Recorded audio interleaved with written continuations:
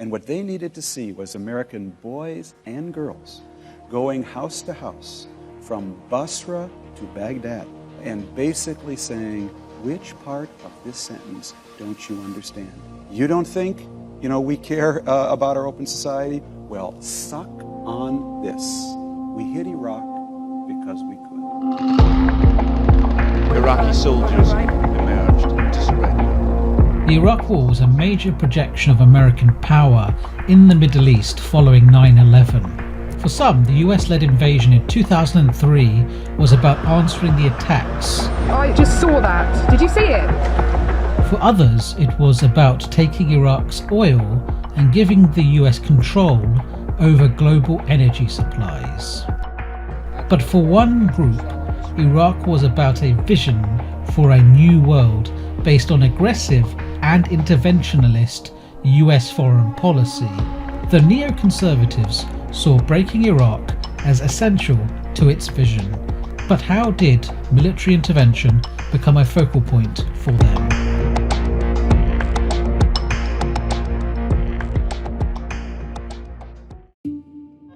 On the 31st of October 1998, the US Congress passed the Iraq Liberation Act, which committed American foreign policy to the removal of Saddam Hussein from power.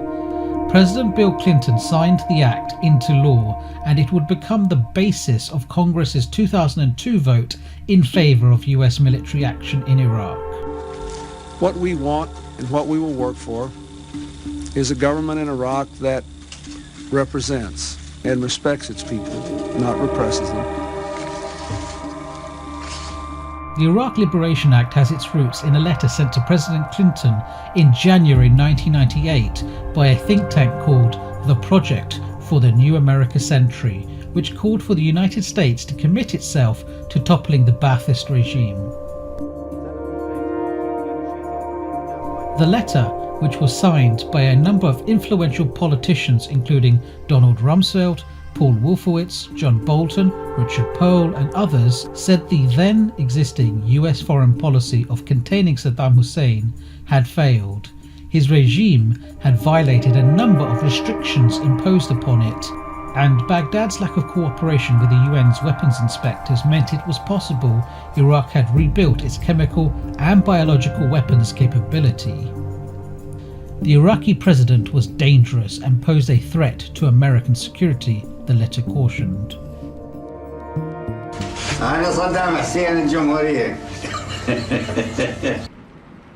The Project for the New American Century was established to promote America's global leadership and Washington as a unipolar superpower.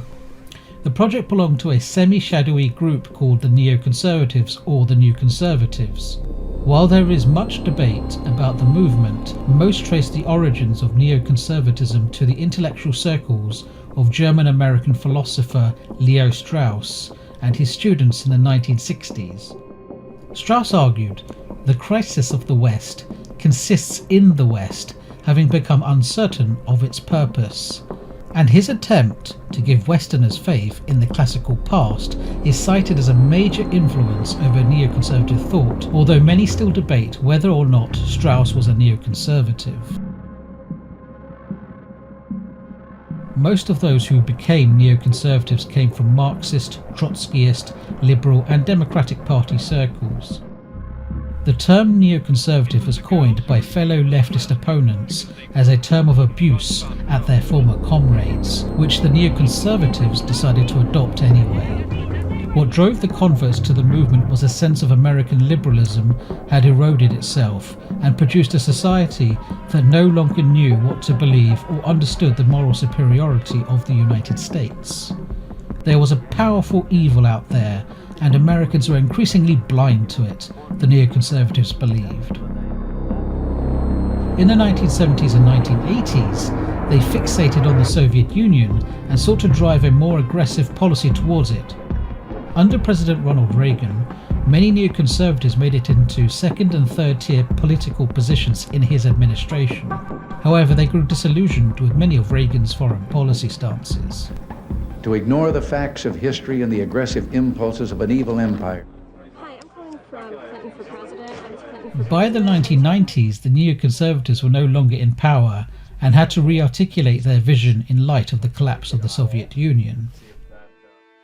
On the 2nd of August 1990, Iraqi President Saddam Hussein ordered his troops to cross the border into Kuwait over a dispute to do with funds Baghdad owed its neighbour, slant oil drilling, and suspicion Kuwait was trying to undermine his leadership. On the 17th of January 1991, a US-led international coalition began military operations to remove Iraq from Kuwait. By the 28th of February, Iraq had fully retreated from Kuwait, and in March and April 1991 there was an uprising by the Shia and Kurdish groups against Saddam.